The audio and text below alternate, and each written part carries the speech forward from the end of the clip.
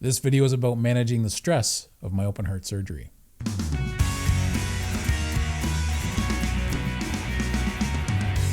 Hey, what's shaking bacon? My name's Bruno Panucci. I hope you're doing well. So as lots of you know, I'm going for an open heart surgery in the near future. It's going to be actually in about a week and a half from the day I record this video. Interestingly enough, a lot of people have been worried for me, of course, that's normal. And some people have been concerned about my stress levels and how I'm managing the stress of going into this situation. I live alone, so I'm gonna have to depend on friends and family going into this for some assistance. Now, everyone's been telling me for at least the first few days, probably the week, I'm gonna need people to be at my side to help me around because I'm basically gonna have a broken sternum when I'm healing, and also the other superficial wounds in my leg and possibly my arm for where they go for the vein and also the artery in the arm if they decide to take that. But aside from that, as far as managing the stress, first of all, I gotta say, once again, I mentioned this in one of my older videos, I really appreciate all the support I've been getting in the comments for these videos. You get the odd knucklehead out there who's pushing their, say, vegan or vegetarian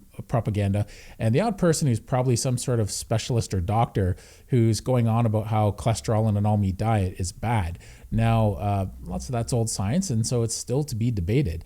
We all know in the carnivore world how good you feel when you do a carnivore diet, and having a clear mind, because you're doing a zero carb diet, and that's one of the benefits of having a carnivore diet is your brain fog goes away. You can think really clearly, and having your wits and sharpness about you is something that's going to be beneficial. And I'm going to talk about this in a future video more so. Managing stress is really important, especially going into something like this, because this is a major surgery. This is one of the most major surgeries somebody can undertake. So we want to make sure that when you're going into any situation in life that you manage stress. So interestingly enough, when it comes to dealing with a crisis, I'm usually pretty decent at managing stress.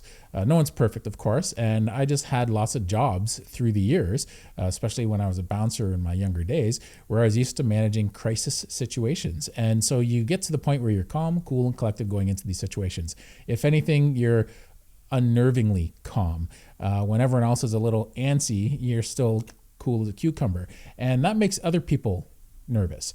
And so I had someone rather close to me just the other day ask me, they're like, how come you are the way you are going through this situation? And I said, look, I'm not excited about it. Of course I'm anxious and nervous about it, but there's a certain level you can't undo because you need your nerves to get you through life. You need stress to push you through life. If you don't have stress, you're never going to progress in life.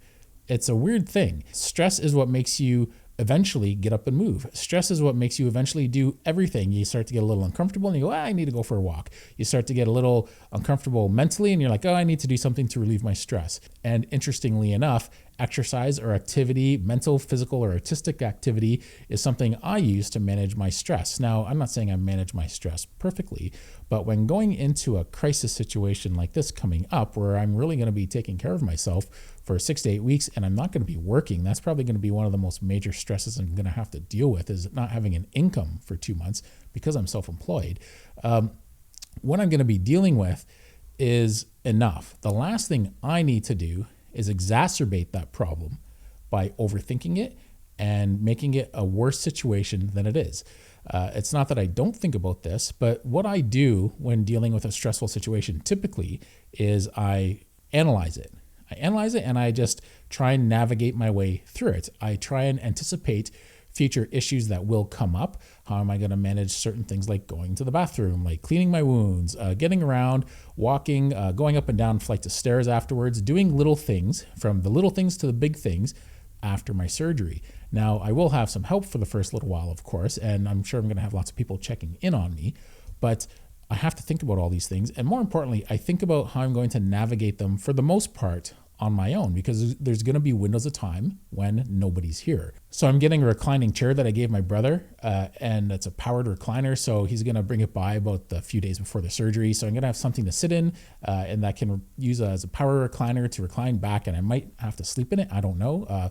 I bought wedges for my bed so I can sleep upright while I'm in bed. There's these foam wedges. And so I also, bought like a little portable table that's on wheels, so I can, kind of like you have in a hospital, actually exactly like you have in a hospital, so that I can have something in front of me to put my computer on, or my tablet, or my food if I'm in bed and I'm eating. So I'm going to find out which place is going to be the most comfortable for me the hard way. I'm going to have to figure out if it's the chair, if it's an upright chair like the one I'm sitting in now, or if it's going to be my bedroom when I'm eating. So I have to figure out the best way to do things, and I want to be ready for all those possible situations. That's how I cope with stress.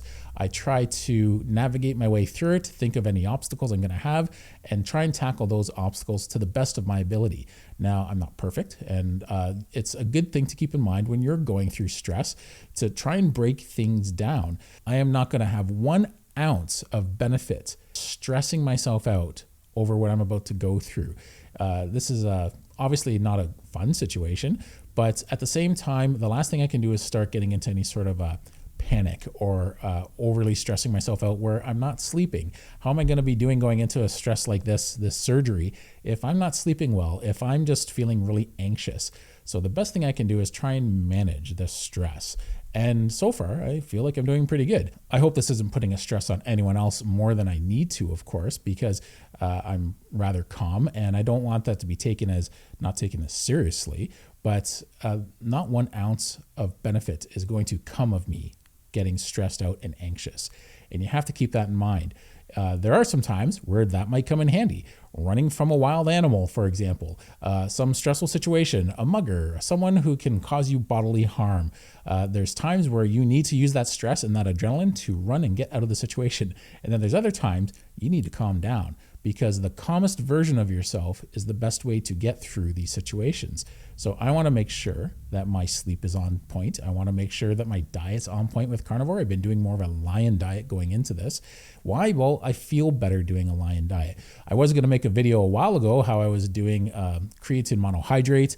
I've been experimenting with that, and as well getting a bit of kefir in my diet. But I stopped all that because I did notice I was bloating with those things, and that's fine. It was probably more the kefir that was making me bloat. I thought, no, I got to get back to the basics and put myself in the best situation possible for this surgery. Something I started doing a long time ago to manage stress was I bought a book, when I was 17 years old. It was called The Tao of Pooh, and it was a really good book. It's a philosophy book that explains Taoism through Winnie the Pooh. So it's this Chinese philosophy, and they kind of compare modern day Winnie the Pooh storylines with Chinese proverbs, ancient Chinese proverbs, and they explain it in a simplified version. And I never liked Winnie the Pooh. Don't get me wrong. Even as a child, I just didn't find that character interesting. But this book is written in a really unique way, and it explains Taoism through Winnie the Pooh, because he's the ultimate Taoist. He just kind of goes with the flow of things. So there's an old Chinese proverb that I think about when it comes to this situation, and it really sums up the attitude I've been carrying going into this. I'm going to hopefully not butcher it. It's been a long time since I've read this, but there was a guy fishing on the banks of a river, and he noticed in this proverb that this older fellow was in the river, in the rapids, and he was not able to stop himself, and he was flowing down the river in an uncontrolled manner. So this guy who was fishing panicked, and he saw him just float right by, and he went back out of the water, chased this guy, followed him along all the way down the riverbanks to the point where the older guy eventually sort of just started making his way to the shore. And then he got to the point where he could stand up in the water, and he got out and walked out. And the other fellow stopped him, and he said, "Are you okay?" And he was really panicked. And the old guy said, "Yeah, I'm fine." And he said, "What happened?" He said, "Well, I fell in the river and I got caught up by the rapids."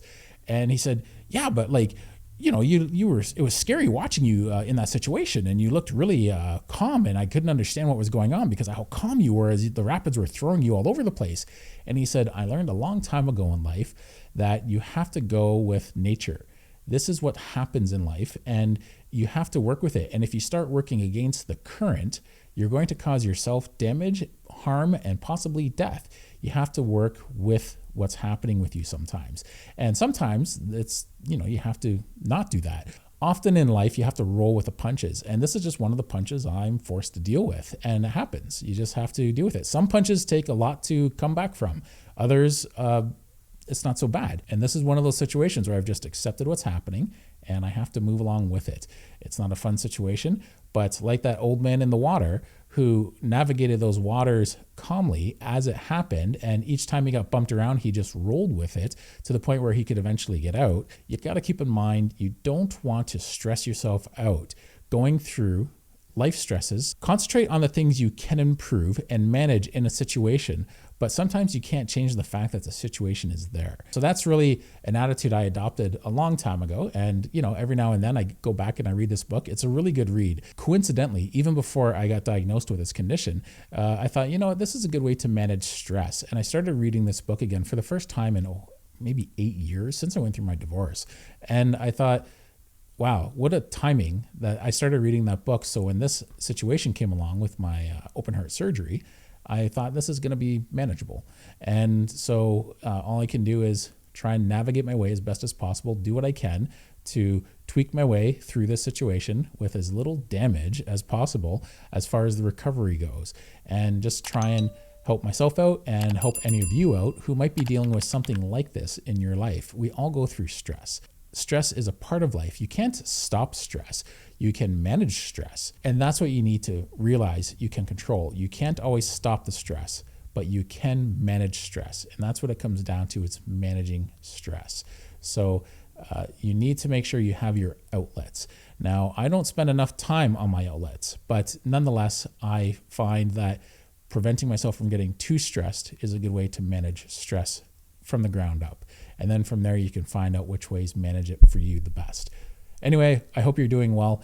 This is my attitude going into the surgery. It's just one of those situations where it is what it is. It's not a great situation. You just have to kind of anchor down, deal with it. And when you're on the other side of it, you can talk to everyone else about how awesome the recovery was and how you're in a great place now moving forward. So anyway, thanks for listening. Take care. Bye-bye.